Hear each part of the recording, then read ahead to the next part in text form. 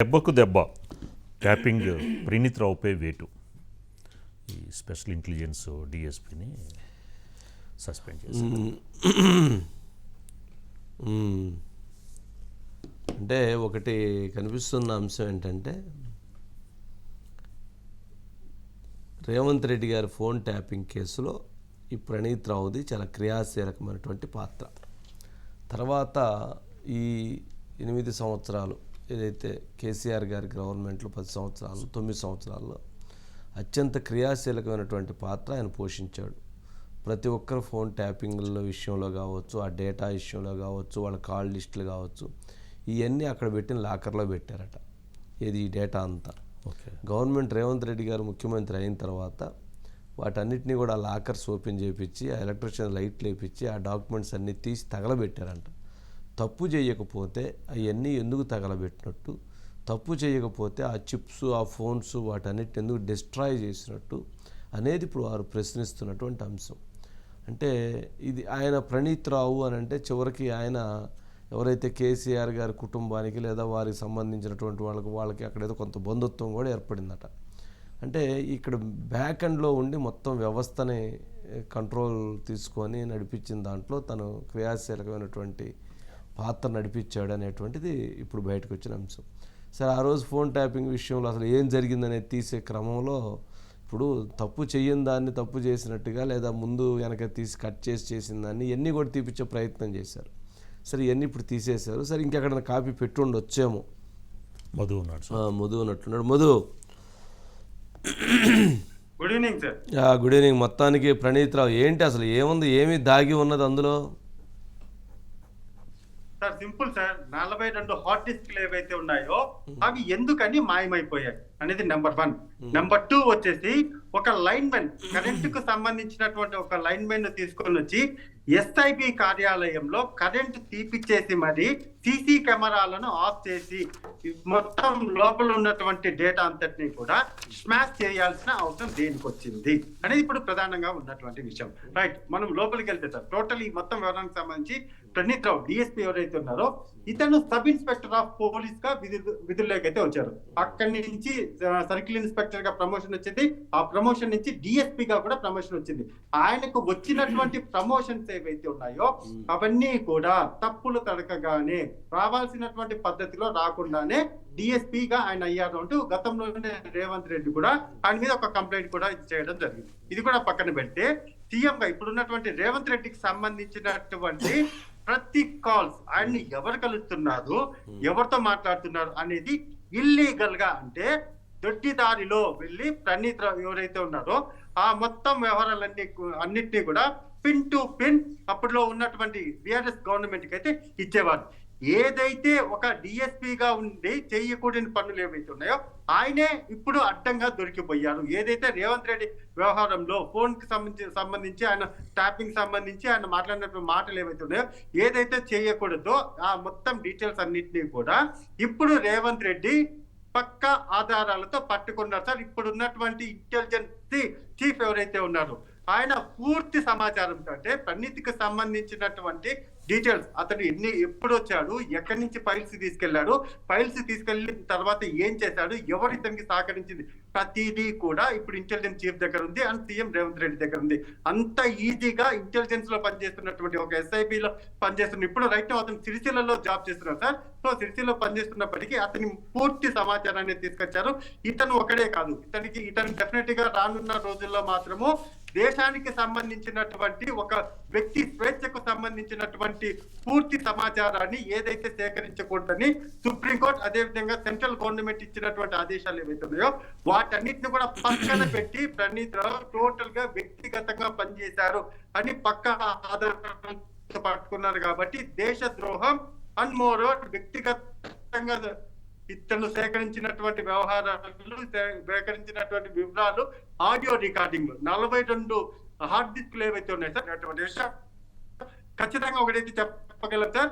అతను స్మాష్ చేసినటువంటి, అతను డిలీట్ చేసినటువంటి వాటిల్లో ఖచ్చితంగా గత ప్రభుత్వానికి సంబంధించినటువంటి ఆపోజిట్ ప్రతిపక్షాలు అంటే రేవంత్ రెడ్డి కావచ్చు, అంటే కాంగ్రెస్ పార్టీకి సంబంధించి కావచ్చు, లేకపోతే బీజేపీ పార్టీకి సంబంధించి, ఇతర పార్టీలకు సంబంధించి, ఇంకా చెప్పాలనుకుంటే ఏపీకి సంబంధించినటువంటి వైసీపీ పార్టీ నాయకులు కూడా ఏమైనా ఉన్నారేమో, తెలుగుదేశం పార్టీకి సంబంధించిన నాయకులు కూడా అందులో ఉండొచ్చు సార్. అందులో ఎటువంటి డౌట్ లేదు. ఎందుకంటే ఇక్కడ ఏదైతే బార్డర్ తర్వాత ఉన్నటువంటి సార్ అంటే మొదలు ఇక్కడ దీన్ని బట్టి చూస్తే అంటే ఏముంటుందని అంటే నరేంద్ర మోదీ దగ్గర నుంచి, చంద్రబాబు నాయుడు గారి దగ్గర నుంచి, జగన్మోహన్ రెడ్డి గారి దగ్గర నుంచి, అంటే రేవంత్ రెడ్డి గారికి సంబంధించి ఆయన అపోజిషన్ లీడర్గా ఉన్నప్పుడు రికార్డ్ చేసి ఉండొచ్చు, ముఖ్యమంత్రి అయిన తర్వాత కూడా రికార్డ్ చేసి ఉండేటువంటి అవకాశాలు లేకపోలేదేమో. అది గతంలో చాలా సందర్భాల్లో అప్పట్లో ఉన్నటువంటి కాంగ్రెస్ పార్టీ నేతలందరూ కూడా మా ఫోన్లు ట్యాప్ చేస్తున్నారని చెప్పిన వాళ్ళందరూ కూడా చాలా సందర్భాల్లో విమర్శ చేశారు, మా ఫోన్లు ట్యాప్ అవుతున్నాయని చెప్పని. అదేవిధంగా ధర్మపురి అరవింద్ లేకపోతే బండి సంజయ్ ఇలాంటి నేతలు కూడా మాట్లాడారు. అంటే అప్పుడు అవన్నీ ఇతనే ఫోన్ ట్యాప్ చేసి ఉండొచ్చు. మరి దుర్మార్గం కదా, తప్పు కదా. వ్యక్తి యొక్క స్వేచ్ఛల్ని హననం చేయడానికి ఎవరైతే వీళ్ళకి అది తీవ్రంగా చర్యలు తీసుకుంటే తప్పితే ఇలాంటి వాళ్ళకి ఇంకోసారి ఆ పని చేయకుండా ఉండాలి. అంటే ఇతను ఇలా చేయడానికి కూడా మరి ఎవరు సహకరించారు, అలా చేయమని ఈయనకి ఎవరు సలహాలు ఇచ్చారు అన్నది కూడా ఒక ఖచ్చితంగా దానికి సపోర్ట్ ఉండింది కదా. సపోర్టు అనేది ప్రభుత్వంలో ఆ రోజు ఉన్నటువంటి ఎవరైతే ప్రభుత్వంలో ఉన్నటువంటి పెద్దలే ఇవన్నీ చేయించేటువంటి దాంట్లో చాలా క్రియాశీలకంగా ఎవరిచ్చుంటారు. అంటే ఇప్పుడు అతను దొరికాడు, కానీ ఏదైతే ఆ ఎవిడెన్స్లు మొత్తం కలెక్ట్ చేశాడో అవన్నీ డిస్ట్రాయ్ చేశారు. అవన్నీ కనుక ఉండున్నట్లయితే క్రైమ్ ఇంకా చాలా పెద్దదైద్ది. డిస్ట్రాయ్ చేశారు కాబట్టి ఇంకొక రకమైన క్రైమ్ అయింది. మరి ఇవి కాకుండా ఇంకెక్కడన్నా ఏమైనా ఆధారాలు ఉన్నాయా అనేటువంటి దాన్ని కూడా పరిశీలించాల్సినటువంటి అవసరం ఉంది. అవి కూడా పరిశీలిస్తారనుకుంటున్నా. పరిశీలిస్తే మరి యాక్షన్ సీరియస్గా ఉండేటువంటి అవకాశం ఉంది. కూడా క్రిమినల్ చర్యలు తీసుకునే అవకాశం ఉంది అంటున్నారు. ప్రస్తుతానికి అయితే సస్పెండ్ చేశారు.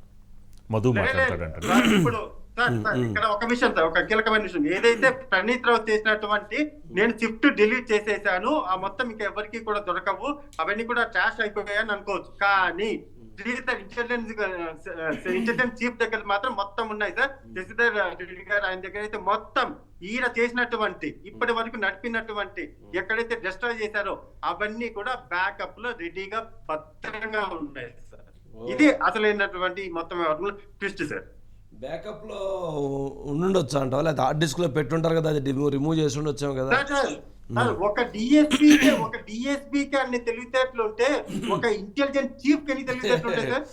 అంతేలే, శివధర్ రెడ్డి గారికి కాస్త ఐడియా ఉంటుంది కదా, టెక్నాలజీ మీద ఆయన చాలా అవగాహన ఉంటుంది. అసలు సార్ ఒకటే సార్, ఖచ్చితంగా ఆ మొత్తం ఇంటెలిజెన్స్ చీఫ్ శివధర్ రెడ్డి గారు డీటెయిల్స్ అన్ని తీసిన తర్వాత ఏమో అందులోంచి అంటే వాస్తవంగా రేవంత్ రెడ్డి రావచ్చు, లేకపోతే బీజేపీ పెద్దలు కూడా రావచ్చు సార్. వాస్తవంగా అసలు శివధర్ రెడ్డి గారి విషయంలో చంద్రబాబు నాయుడు గారి కేసు అప్పుడు ఎవరైతే రేవంత్ రెడ్డి గారు ఓటుకునేటి కేసు జరిగినప్పుడు ఆయన ఇంటెలిజెన్స్ చీఫ్గా ఉన్నారు శివధర్ రెడ్డి గారు. యాక్చువల్గా ఆయన మీదకి వెళ్ళింది అంతా ఈయన చేయించారు అనేటువంటిది. సరే ఆయనకు సంబంధం ఉందా లేదా అనేది పక్కన పెడితే తర్వాత ఆయన సంబంధం లేదని తేలింది. అది జరిగిన తర్వాత ఒక 6 నెలలకు ఒక సంవత్సరానికి ఒక మీటింగ్లో ఇది జరిగినటువంటి ఇష్యూ తప్పు అనేది విధంగా ఆయన మాట్లాడారట. ఇది కరెక్ట్ కాదు ఇలా చేయటం అనేటువంటిది మాట్లాడితే ఇది ముఖ్యమంత్రి గారికి ఆ రోజు కేసీఆర్ గారికి తెలిసి ఆ రోజు నుంచి దాదాపు 7 సంవత్సరాల పాటు ఆయనకు సరైన పోస్టింగ్ ఇవ్వకుండా ఆయనని తీవ్రంగా ఇబ్బందికి గురి చేశారు.